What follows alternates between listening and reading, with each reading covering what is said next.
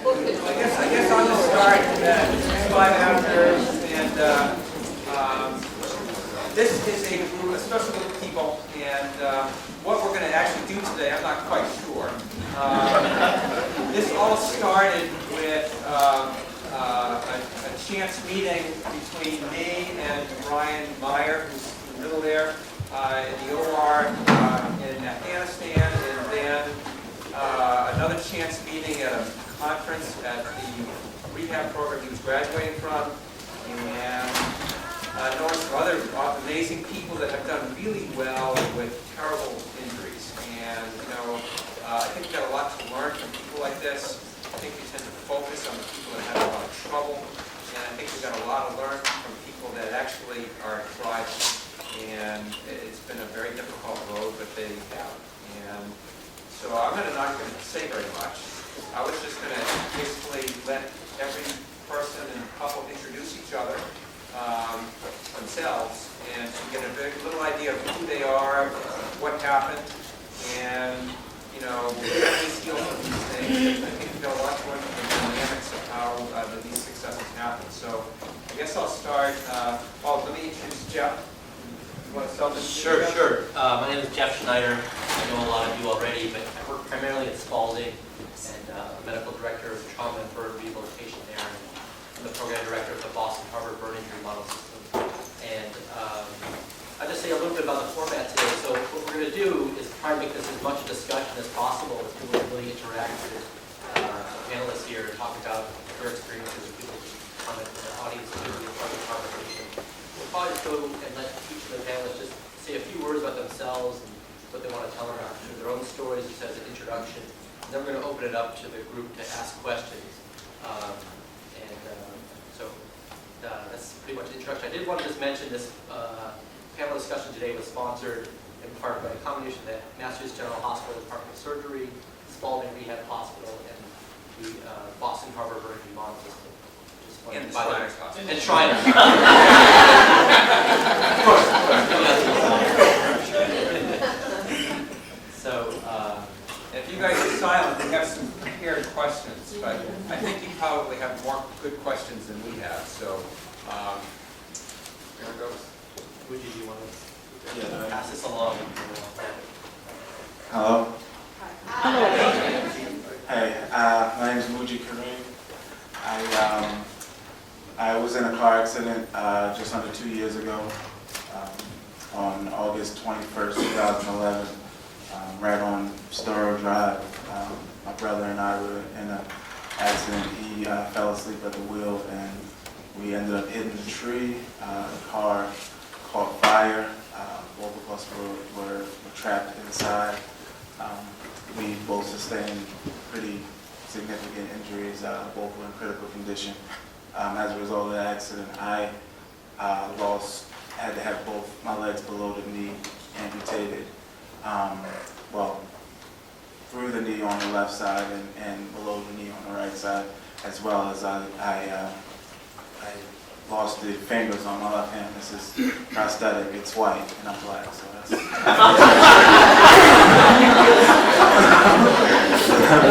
That was a sheer giveaway on that one. But yeah, I went to Brigham and Women's. I was there for 2 months.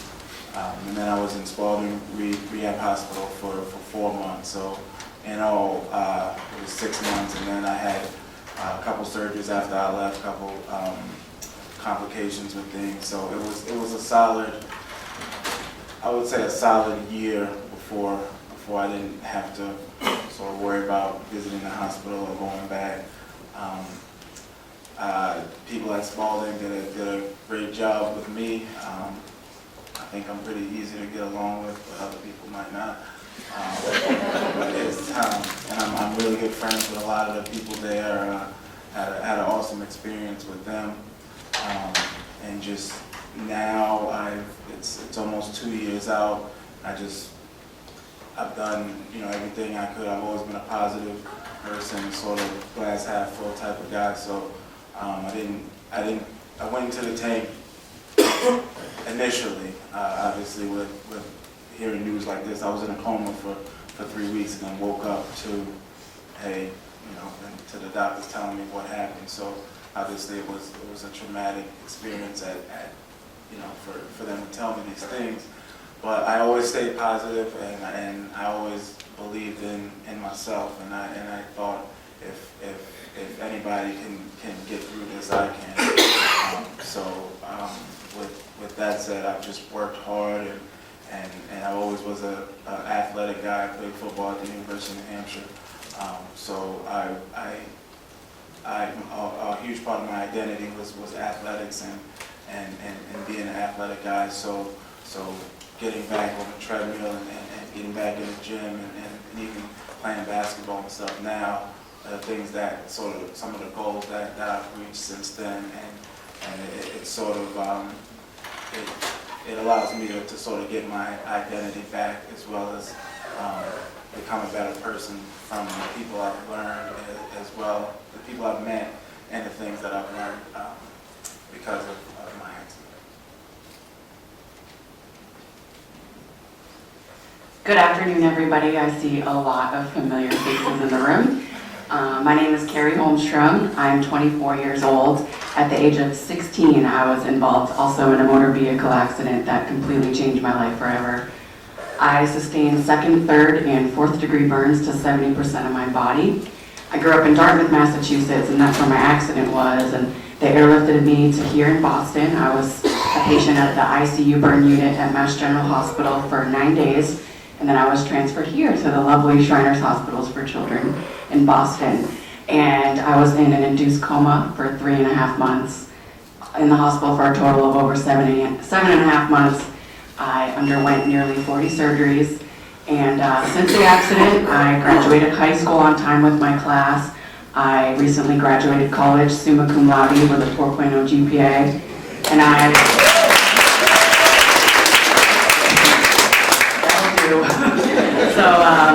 and then I am now working full-time for the Shriners Hospital for Children in Houston, Texas. And like Muji here, athletics were a huge part of my life as well. I was a star soccer player, bound for success at the Division I, college level and beyond. And I woke up to a life completely changed. So I really owe it all to the people here at the Shriners Hospital and my wonderful family and friends for all their support.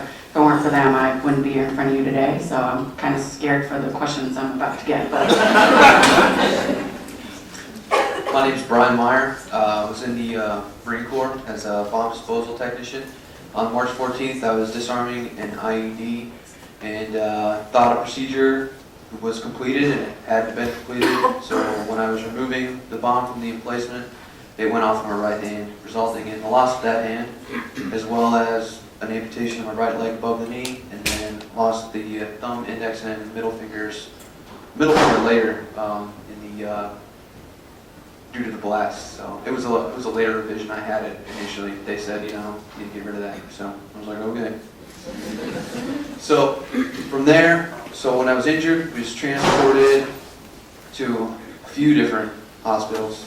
First one was, I believe, Bastion, and then later on went to Bagram, all with different, basically surgical capabilities. So whenever they saw that you were stable enough to sustain traveling, they progressed you closer to the States. Went through Landstuhl, Germany, spent, 3 days there. And then spent the majority of my inpatient time at Bethesda, Maryland, up there at Walter Reed, Bethesda.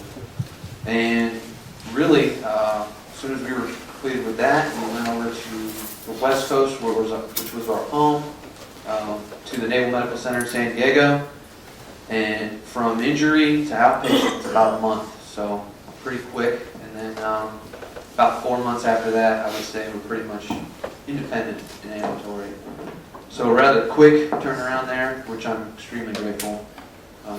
But then, of course, due to my quick recovery, was my #1 physical therapist over here, Jessica Meyer.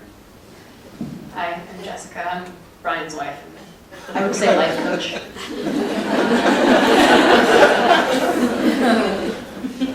Hi, I'm Diane, and I have my physical therapist sitting here, and a whole bunch of them out in the audience. On March 7th, 2010, I was at 54 years old. I was climbing up in trees and cutting limbs down because it was blocking my sun, where I couldn't get a suntan in my backyard. And because they wouldn't, the city doesn't pick up large limbs, I was sawing them up, and we were going to burn them in a chimenea, which we had done many times before. Of course, we couldn't get the fire lit. I tried the Girl Scout method with the newspaper and the sticks and all that, and it was green, so it wouldn't burn. So we got out gasoline. And on one of the douses, evidently there was a little spark, or the fumes built up in the chimenea, and when the spark hit, not the gasoline, but the fumes exploded, and literally exploded a fireball up in the sky over the top of the house. I was standing close by, and of course I had suntan oil saturated in my clothing, so I went up in flames. And it was, like I said, it was March 7th. It was the first nice day of the year. We didn't have the hoses out. We didn't have the outside spigots turned on. So, you know, shame on us, number one, for using gasoline as an accelerant. But number two, for not being prepared for any kind of emergency. But my neighbor, who is a perpetual car washer, always has his hose out here around. So I knew the stop, drop, and roll thing, but to me, all of the ground was on fire because my hair was on fire and my face was on fire. So everywhere I looked down, there was no ground that wasn't on fire to me, even though there was ground that wasn't on fire. So my neighbor finally put me out after several minutes of running around trying to find a spot on the ground, and Jerry tried to pat me out with his hand and of course got burnt in the process.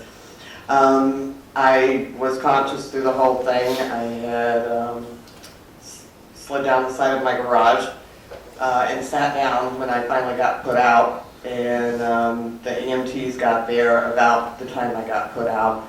And I walked over to the stretcher, and I just looked at Jerry and I said, I think my life is over. I'm a dead duck here. And he said, no, you've got to come back to me. So we went through 6 months at Mass General Hospital. I apologize to all the Mass General nurses and doctors that I didn't even know who they were the first time I saw them when I got out, because I was in comas most of the time. I went through 90 days of, I had no infections, which is pretty unheard of. But they did continual surgeries on me. I stayed there for 6 months, went to Spalding Rehab Hospital after that. A couple of days after I got to Spalding, my kidneys decided to go into renal failure, total renal failure, so I was transferred back to Mass General, and I went into another coma, and through the good work of the medical facility there and the medical personnel, I came back out of that, went back to Spalding. When I got to Spalding, I could not walk. I had HO on my elbows where I could not bend them. It took 5 people to get me up into a walker, but 7 months later, I walked out of the facility unassisted. Today, there is nothing that I won't try. There's not a whole lot that I can't do. And if I get in the middle and I can't complete it, I call Jerry. I guess you're in the middle here, right? March 10th, 2010, as Diana mentioned, we were injured in the backyard fire using accelerant, gasoline. It's in everybody's shed, so it's what people use in their lawnmower and their power tools. We had done this many times before without consequence. I strongly advise against the use of gasoline as an accelerant. The vapors ignite, the liquid doesn't burn, and injury is very prominent. Diana and I suffered both physical and emotional injury due to the fire. The physical in Diana's case was very life-threatening, mine not so much. My hands and a portion of my leg were burned in an attempt to extinguish Diana. I was taken by ambulance to Mass General Hospital and hospitalized for approximately a week. Diana was put on a med flight to Mass General and placed in an intensive care unit, which was on the same floor as my room. I may have been in my bed in my room, but every fiber of me was in that ICU with her. I've given a lot of thought to how I might explain my feelings. No words could do with accuracy. Hope that Diana would live in the initial stages, and what I saw in the prognosis, if she lived, I expected to be performing a multitude of tasks, in bathing her, feeding her, and whether or not she would walk wasn't yet evident. I was prepared to do all of that, and if that's the way it would be, and I wondered how she'd accept her injury. In the middle stages of the 419 days between hospitals, I was wondering how much she would get back, if the mental faculties would be affected from all the drugs and the pain meds that she had been required to take. In the later stages of her hospitalization, I was eager for her to come home, but I was anxious as well. I was always checking her at home as she slept, afraid that she might slip away on me. They say once in your life you meet someone who completes you, and Diana was that someone, and I had almost lost her. Thank you.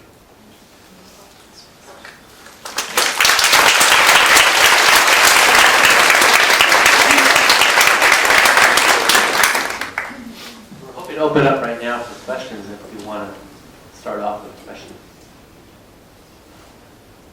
Question more for the panel. I'm always inspired to meet survivors that turn lemons into lemonade. And all of you seem to have that competitive edge and goals and accomplishing things in your life. What would you say for some of the patients who maybe don't have the emotional makeup that you have on the panel? What advice would you have for them in dealing with their adversity and their injury? I mean, I would say initially, I don't think any of us had that makeup to just deal with something like this. It's a process. I mean, I remember there was days when I was in the hospital that I wasn't sure if I was happy that I survived. I mean, you go through a process, and once you see people who've gone through similar things, and you see they're still living their life and they're still productive member of society, then that gives you some hope to that you can do it. And for me personally, once I got that hope, I was no turning back. But it's a process, and it just starts with staying positive and believing in yourself.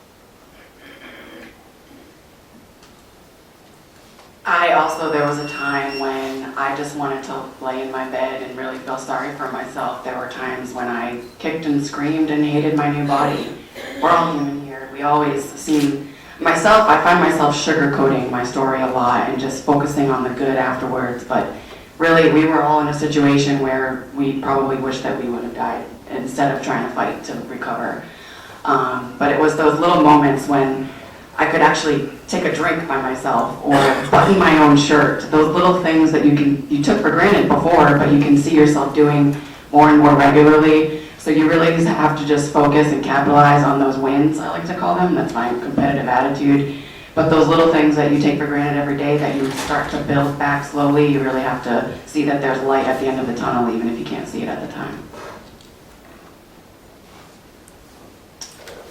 Having the positive support that I had with my family as well as the medical staff really made you feel privileged to have that kind of care. And then really what got me out of the hospital as quick as I possibly could was, there's only so much time you have, and I wanted to spend as little as that time as possible in the hospital.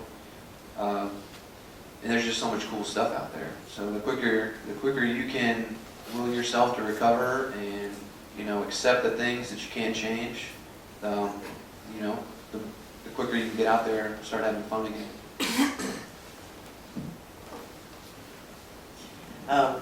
I can remember those days, and in fact, one of my nurses was filling in at the burn clinic while the regular nurse was on, and she would tell me that I used to beg her just to let me die, just so she wouldn't have to change my bandages, because I failed to mention that I was a 90% third-degree burn. So about 100% of me is scarred, either from the grafting or the burns or the donor sites. And I can remember that all of the days seemed dark, dark, dark, and everybody kept on telling me that I was a miracle. And I'm going, I don't feel like a miracle. And I couldn't blow my nose, I couldn't bend my elbows, I couldn't walk, I couldn't wipe my eyes. And it is after you, like I said, I was 54, so I have been pretty independent all my life, and all of a sudden to have to depend on everybody to do everything for me. But George, Basati that just asked the question, Jerry, of course, was there every day encouraging me, telling me that things were going to get better, and I didn't think he knew what he was talking about. And then George comes in to visit, and he's a burn survivor many years ago when the procedures weren't half as humane as they are now. And he would come in and he would tell me, Diana, it's going to get better. It's going to get better with time. And through my family support, Jerry, my mom, my sister, I just had to have faith in God that he didn't leave me here to be laying in a bed not being able to do anything. So the people at Spalding, I was scared to leave there. I was wrapped in this little cocoon of people who cared for me 24 hours a day.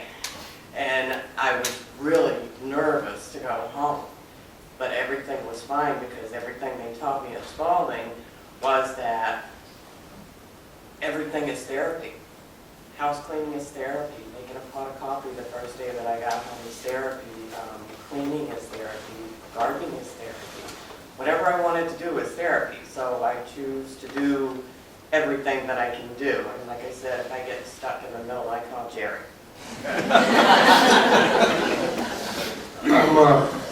I'm a salesman, so I'm a motivated individual, and I believe that anything that the human mind can conceive, it can achieve. And she probably gets tired of hearing that, but you know, I pushed her in the early stages to do things, and I remember when I visited her in Spalding, and they had told her that she was going to walk to the gym that day, and she looked at me and said, I don't want to walk all that way. And she said, looked at me like I was going to come to her defense. And I said, I'll be in the gym waiting for you. We got through it because of keeping it in the day and just moving forward. And you know, I admire all the burn survivors because they don't give up. They're people that have that inner fortitude, and it's just humbles me.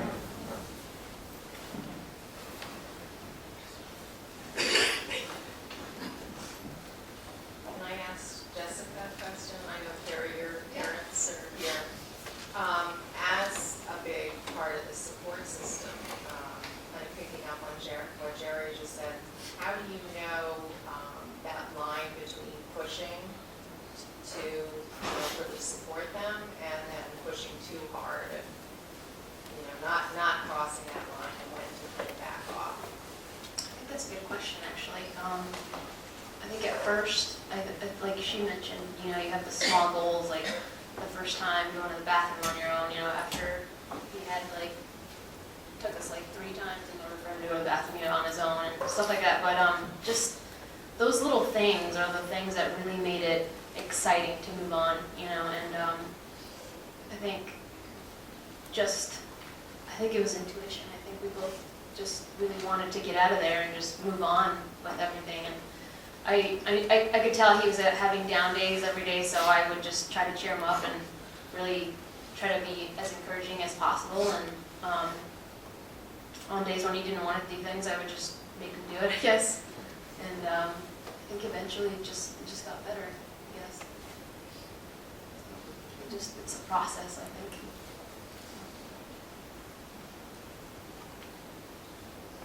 Did you ever, did your families feel you were ever pushed? Oh yeah, I can say that going home from the hospital, I was super, super excited because life was going to go back to normal. I was going to be great again. I was going to be home. But really, that's when I noticed how much my life had really changed. There I was in a wheelchair. I didn't have my prosthetics yet. I was pulling up to the front yard, and there was a wheelchair ramp. My bedroom was moved from the 2nd floor to the 1st floor because obviously I couldn't climb the stairs. So really, it kind of sunk in holy smokes, my life is really, really different now. And I couldn't even get to the bathroom on my own. I couldn't get to the shower on my own. And Mom was kind of guilty of doing a little too much for me at times. But then there were times when she would just leave me hanging, and I'd be like, what the heck, Mom? I kind of need help getting dressed here. But she would make me do it on my own. And there is that fine line on when is too much, and as a parent, I think my mom and dad can also say that they stepped in a lot more than maybe they should have. But there were definitely those times when they left me hanging and knew that they had to, so I could learn how to do them on my own. And thanks to those moments, here I am today, 100% independent woman. So. It's a Beyonce song.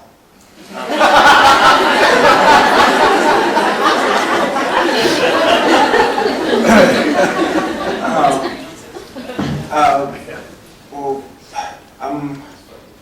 all of us up here obviously really determined and motivated people.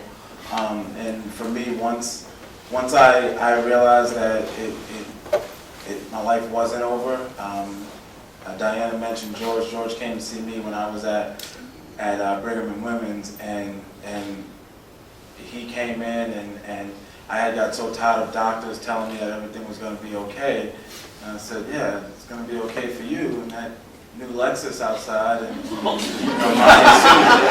to be awesome.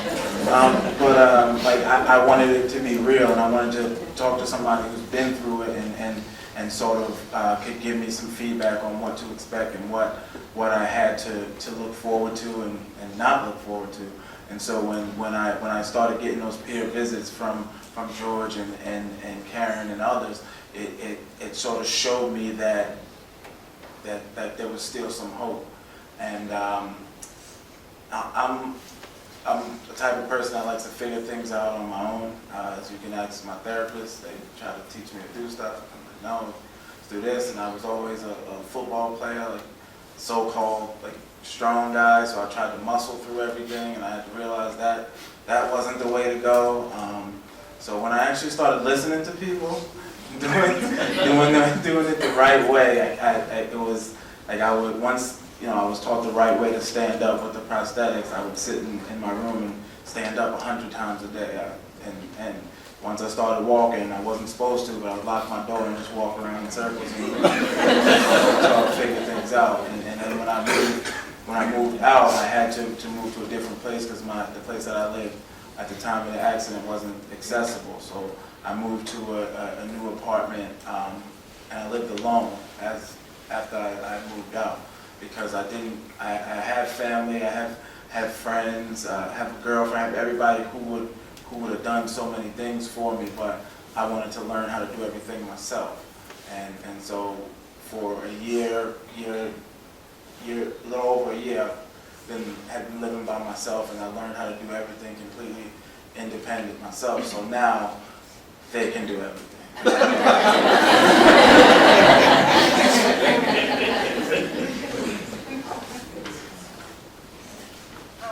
Mary, actually, we kind of talked a little bit about the transition home, and I kind of wanted to get input from the rest of you on the transition home, and if there are things that you can think of that us professionals can do to help prepare you for that journey, that transition. The transition home, that was interesting, because I have a two-story house, and there was a lot of stuff that was, we can do this, we can do that, we can modify everything, and I was like, wait up, we made it really quick progress. Let's just chill out. Let me try to adapt to my environment instead of adapting my environment to me. And I got a lot stronger because of that, because I had to crawl up the stairs, and then had to take a break. But that was like you were saying, physical therapy was everywhere, and not adapting the house was greatly increased my physical my physical therapy. So I'm not sure if that's what you were getting at, but that's one thing that I really took out. And like you were saying too, you didn't have that cocoon of people that were there to help you. You had to do it yourself, and it was kind of it was definitely beneficial, the rehabilitation process.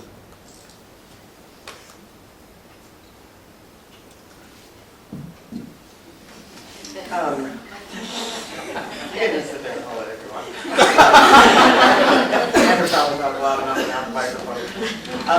At Spalding, I know that they had a program to transition you out of Spalding, especially when you've been there as long as as I had.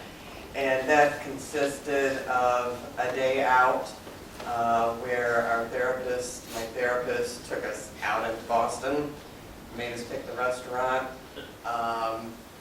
and then they abandoned Jerry and I. I forgot to take my special utensils because my elbows were still, it was before I had my elbow surgery, and we decided to eat sushi of all things. I definitely couldn't use the chopstick. But they kind of went and sat off at a table by themselves and left Jerry and I to our own devices, and we had a very good meal and had a good time. The other thing they made me do was to go to a shopping mall and just to walk around, and this was, I don't know if I still had a cane or I was still using the walker, I think. But there was an escalator. I didn't even like escalators before the burn, much less when I could barely walk again. But we jumped over that, and then there was the apartment where, the overnight apartment at Spalding where Jerry and I stayed overnight. We had to do my bandages in the morning, we had to cook breakfast, cook dinner, we had to go shopping. I hate Whole Foods, I'm sorry. That was a bad experience for me. But all of those things helped. But I still think that nothing really prepares you, except for the comfort of your loved ones, to get away from that 24-hour care. And it's a scary thing going home. And we had, Jerry had put railings in and put an elevated toilet and a couple other things, but we have 3 levels to our house. And we did no adaptations either, and I would purposely put things on the top floor, which is my space, where I would have to use the stairs. My clothing was there. And I used to have this list of every day of what I could do today that I didn't do yesterday. After a while, I just cut out the list because it was too time-consuming. Thanks. I have a question.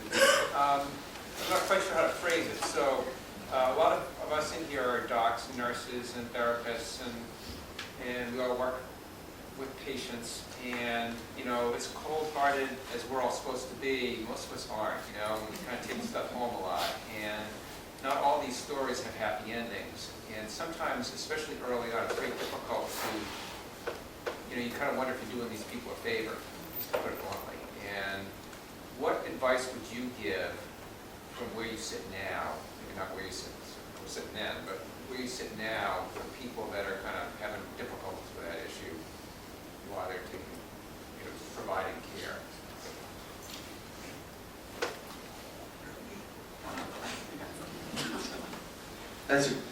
That's good. I think sometimes you should factor in your perspective. You should look to your people who love you and say, so, you know, this is worth it, right? And they'll, you know, who wouldn't say it's not, you know, it's worth it. So that's one thing I would always look at Jess or, you know, the doctors that were putting the good work in to put me back together again. I always felt obligated to, you know, not have their work be for nothing.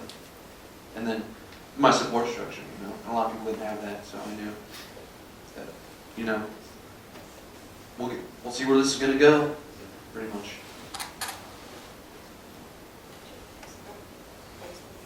Could I just elaborate on that, Rob? One thing I've seen at World Burn Congress, which I think is really important, is some of the most horrific burn injuries. That question comes up, is it morally and ethically worth saving that person's life?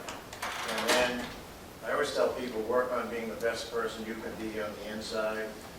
You know, work on the qualities of communication and love and sense of humor, because those are the things that people fall in love with.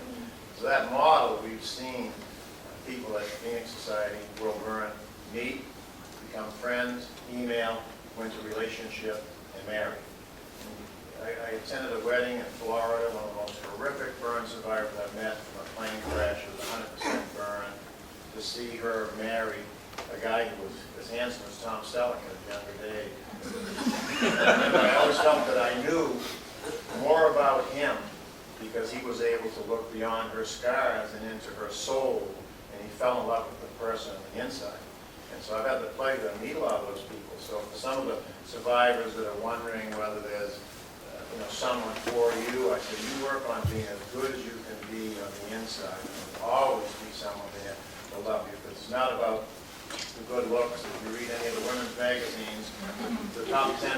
why women marry, good looks is about number 8.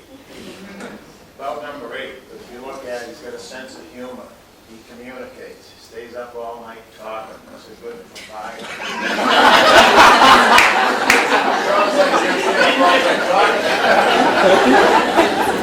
That's what different as you get older. But I think that's where it brings the closure to the medical community. We see fire personnel, we see police officers, medical people who are pulling people out of wrecks and saying, was it worth saving this person's life? And when you come to the burn conference, you see 1,000 people from all over the world. You see them, some are married, some are in relationships, and the answer is yes, it's worth everything you docs do to save a life and give someone a second chance. Or never, ever would I doubt that. People do go on and they can make something of their lives. I would totally agree with George, and I was fortunate enough to live in Massachusetts, close to Boston, when my accident happened, and I went to the 2 best medical facilities in the world to me. And at 54 years old, 90% third-degree burn, you're really not expected to live. But the people at Mass General, my prognosis was that I would never walk again and feed myself, do anything. But my medical people, including Vanessa and Leslie, my therapist, actually had me up and walking at Mass General before my renal failure thing. But the people worked on me like they were trained to do. And I think the rest was up to God, and the rest was up to me. This body that he gave me that fought out those infections for 90 days so they could do surgery after surgery after surgery and use the cultured cells that they developed at Mass General because I didn't have enough of my own skin to cover me. So I think the answer to that is that you're trained, and you guys are very well trained, or I wouldn't be sitting here today, and I wouldn't be doing half the things that I do today. But I think for me, you did the right thing anyway. So I'm happy to be here and up and walking and talking and doing all the things that I do. So I think that's up to God, and that you guys do the job that you do the best you can do it, no matter whether I'm 54 years old and 90% third-degree burns. You just do your jobs and you do them well.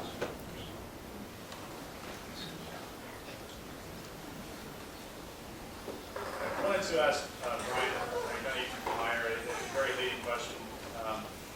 So William Mayo said medicine is the only victor in war, and I've had the privilege of working with Brian for over a year and many others for over the last 4 or 5 years doing rehabilitation. We've had a major breakthrough and a couple minor breakthroughs.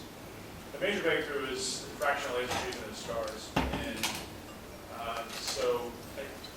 within 5 years, I believe every burn center in the country will probably be integrated this into their standard of care. So I do believe in sort of range of motion, not just making it look better, but actual functional improvements and getting people higher levels of function earlier in their course. Minor breakthroughs, hair reduction, increase in comfort, the prosthetics. I was hoping Kenny Meyer might share some of his experiences with that. So patients know, so providers know, and can be looking for this stuff as well. So the laser treatments that Pete was talking about, I have range of motion issues with the 2 fingers that I have left, and those procedures are almost like instant gratification. They're not pain-free, but the juice is definitely worth the squeeze. I had an ulcer on my residual leg, or my residual limb on my right side, that I couldn't be in my prosthetic for very long at all. And the laser treatments there allowed me to be where I'm at today, which is pretty much 18. I've been in my leg for up to 24 hours, so, and not too uncomfortably, but for really comfortably operational, like 18 hours a day and 7 days a week. So that's a lot of independence that's afforded me. And then hair reduction. I mean, prosthetics, they're up there in places, and you're walking along and all of a sudden you're ripping out hair down there, and it really it messes with your gait. So I'm glad that that's taken care of. And it's just, they're like, what's wrong with you? It's like, sorry. So, there's a lot of that, a lot of benefits there that I definitely, it's like in physical therapy, you have to put all the work in to get the reward out. And with the dermatology stuff, it's like, it heals so fast, just put up a little bit of pain, and it's like, you can just watch it heal, and it heals super fast. So.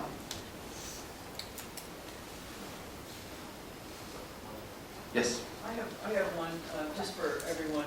As you know, we have the model system here for the long-term burn research and recovery. And one of the things is that we want our patients to tell us the things that how we're failing. So what symptoms are you left with years after the injury that we need to work on? Where should we focus our research? Are there particular symptoms, and I'm not talking just about physical symptoms, but symptoms within your life or your family, like your work life or your family life or your ability to be parents of children.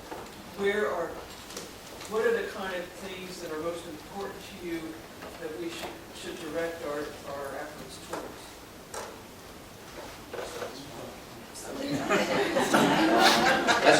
That's a hard question to answer.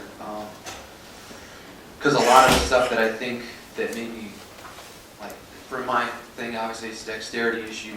You know, it'd be great to have a hand transplant that was, you know, just like my hand, but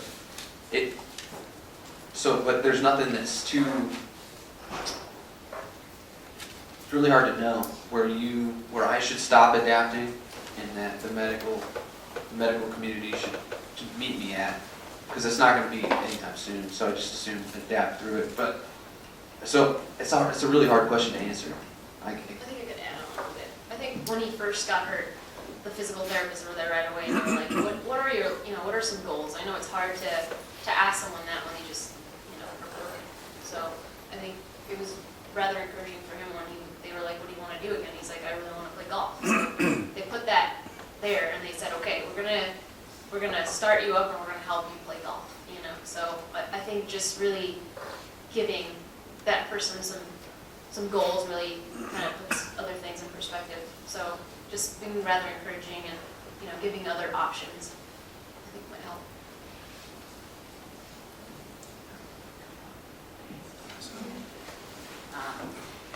Really, in my recovery, Shriners Hospitals for Children really kind of covered me all the way. The only one thing I wish was a little different.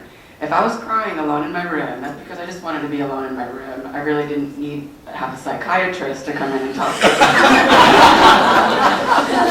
That is just the one thing that I would suggest a little differently. When you're a teenage girl going through a whole life change of your entire body, I don't want to pour my heart out to some 40-year-old psychiatrist. I just want to kick and scream and be by myself in my room and maybe take it out on my parents a little bit. But that's just one thing, and I don't want to have my meds adjusted. So that's one thing that I think should have been done a little differently.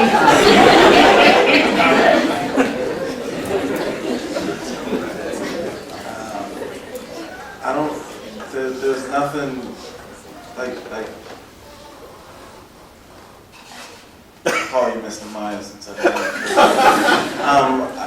it's hard to tell where you should start and where like the medical equipment or the doctors and everything should start. With me, the biggest thing is there has to be some sort of confidence builder. Some sort of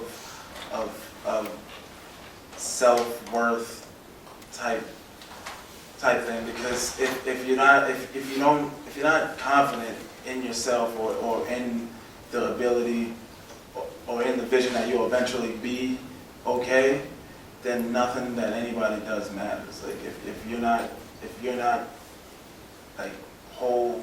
And it takes a long time, and it's going to take, everything's different with every different person, but I just feel like if you don't have that positive mindset, then no matter how good the equipment is, it's never going to be, no matter how great my prosthetic is, it's not going to be my right leg again. So you just have to have that confidence and sort of that ability to accept what happened, and then just be positive about it. And that may be something that is just individual with different people. Like you may not be able to do anything about that, but being a patient, knowing the importance of positive attitude and confidence, I think, is important. Just a follow-up comment, no disrespect to the people on the panels, I would refer to them, many of them as young burns. They're within 2 years, 3 years, 5 years, 8 years of the burn. Having been around the community long term, I think that's where your research is going to be really valuable, where if you could have a pamphlet upon discharge and say, all right, based on our study, itching is an issue, here's how it's treated. PTSD is an issue, and X%, the patient's phantom pain is an issue. Social adjustment, job skills, things that you're working on. But I think also what I'm hearing saying is sometimes, in my experience in the beginning, patients are hearing the worst from the doc. So I think a model to say, okay, 95.6% of our 90% burns do survive today, and that there is hope, and we've got job training, and stay positive, and yes, planting the seeds of golf is terrific, and setting something with the patient and say, wow, maybe I can do that. I think those are the things that have really come out of your research that would be helpful for the patient to see that. And this is based upon long term. There's some 10, 20, 30 years post-burn, here's what we're experiencing. So I'm really excited about your model, because that's the first comprehensive thing that I've seen to address the issues that you're asking these young burn survivors.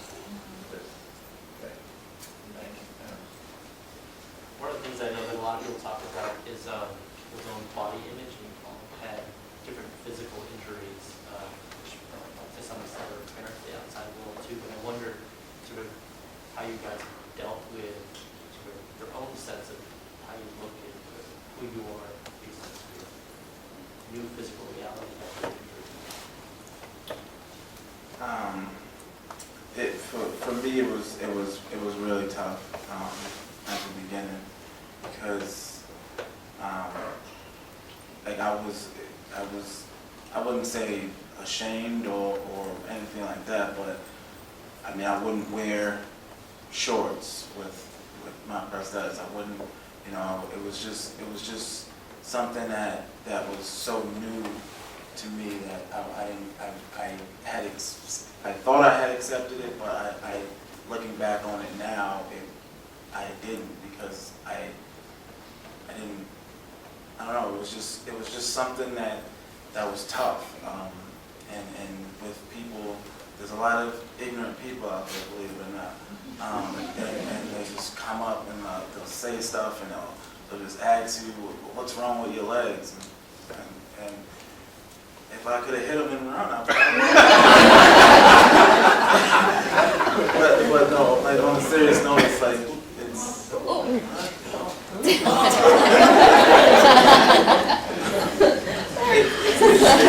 a huge process, because I remember I was talking to my mother, and she said, and she noticed that she like I was gonna wear shorts or something, and I switched into pants just because I didn't want the stares. I didn't want to have to answer questions from people that I didn't talk to, and she said, there's plenty of people who are, what she said, there's plenty of people who are dead with perfectly fine legs. And it sounds kind of harsh, but it's true. And that sort of opened my eyes up to like, it's really not that big of a deal. Obviously, I didn't want this to happen to me, and it's not something you go, you wish on anybody, but it happened, and it is what it is, and you just to answer your question, it was just a process, really. It wasn't like one day I just woke up and was like, oh, I'm great now, I'm good. It took months, and really only in the last few months have I become completely just okay with it. And now I'll wear shorts on purpose.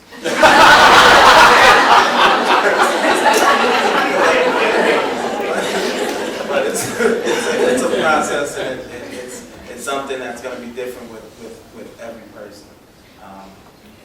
So As you can see, I'm not afraid to show off my life. But there was a time when I was ashamed to show off anything. I would wear pants, I would wear long sleeve shirts, and I wouldn't want anybody to see it. I think probably the number one roadblock to a burn survivor's full recovery is society. Because our society is so obsessed with outward appearance, and it's quite pathetic if you ask me. Really what matters to me is what's inside of a person, and I wish that people would view me like that. And I know the people that are worth being in my life are the ones that are going to get to know me on a personal level. And that, like you said, it just takes time. I used to always cover myself and be like, why the heck are you staring at me? I got questions like, oh, is that contagious? No, it's not. You know, so I got a lot of questions. I've had people talk to me louder because they think I'm stupid or something. No, it really is just straight ignorance from the American community, not just American, the entire world is ignorant to burn survivors and disabilities in general. So it's kind of in our hands to educate people and just be like, okay, this is my story. I was burned in a car accident, and this is me now, take it or leave it. And there are those really good people out there in the world that will see past your scars and who you are, and that's just the way it is, unfortunately. But just gotta accept it and move on. I think each time, well, I mean, in school or whatever, back before you were ever injured or anything like that, you'd see those people and you'd be like, oh man. So now I'm that guy. So I'm like, well, you know, and those people were hard to approach. So I use humor in a lot of ways, and I thought about that and a lot of ignorance. And you can take it one of two ways. You can either be, you know, a dick. You know, I can't believe you asked such a stupid question. Or you can educate them and be like, oh, this is how it happened. This is why it happened. You know. But yeah, humor's great. You know, I always said I was gonna own this robot look. I got over the look, and I use all the time like I'm half black.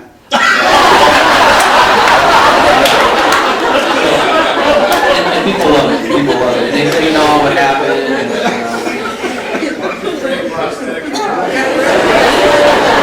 yeah, really. So I kind of take it and have a lot of fun with it, and people see that I have a lot of fun with it, and that it takes the sting out of it for them, and then they warm up to you real quick, and then you know meet a lot of cool people sometimes.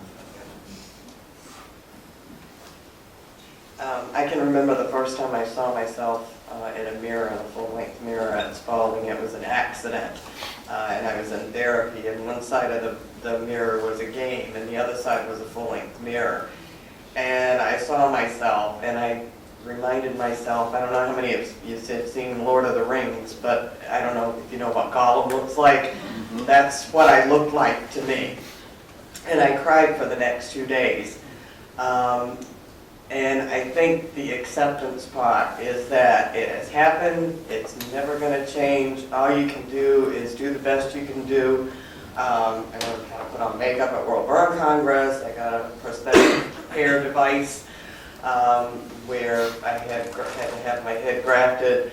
I do all of those appearance things for me, not for anybody else. And I found out early on, because Jerry, as soon as we got home, I think I went to Wally World 3 times in 3 days. He would not let me stay in the house. And so I got used to people staring at me. And well, I'm not going to say I got used to it. I really wanted to scream, if you think this is bad, you should see the rest of me. But I found out that a lot of it is my attitude. If I walk around and I walk out in public and I'm hanging my head down and I'm not meeting anybody's look in the eye, and if I'm not saying hi or talking to somebody in the grocery line, that's when people stare. I think a lot of it is curiosity. I find that when I'm walking through the grocery store, and I go by myself all the time, when he's with me, people usually don't stare because they're scared of him, because he's so big. but when I'm by myself, they do. But if I look at them in the eye and I shake my head in acknowledgement that they're a human being, I'm a human being, that just makes the stares go away. And I've actually started talking to people at Benny's. I was at Benny's one day, and there was a man behind me, and we were just doing the usual conversation in the line thing, and when he went out before me, and I have a sign on the side of my car for the Diana Cuny Burn Research Fund at Mass General Hospital that Jerry and I raised money for. And he was standing there and he was reading the magnetic sign on the side of my car. And he actually, his boss was in an explosion, a tanker explosion. And this gentleman worked for him and he was supposed to be in that truck. But his boss had told him to go home for the day. So it's amazing the burn survivors that I run into just out in public. And unless I am open and honest and willing to talk about my injury and why I look like this, then people are going to stare. They're going to have the attitude. And if I go out with a frown on my face, people are going to frown back at me. So I have my bad days still, but for the most part, I'm just open and honest about the accident and about what I've been through, what my family's been through, what my friends have been through. And they forget I'm burned all the time, so they don't understand why people are staring, because they know me. And I think that acceptance, you're not going to change it, so deal with it. I think that brings us to the end of the hour. We want to thank everyone for coming here today to be part of this, especially panelists who volunteer their times and people who came so far away to be here, to be part of this. Thank you very much.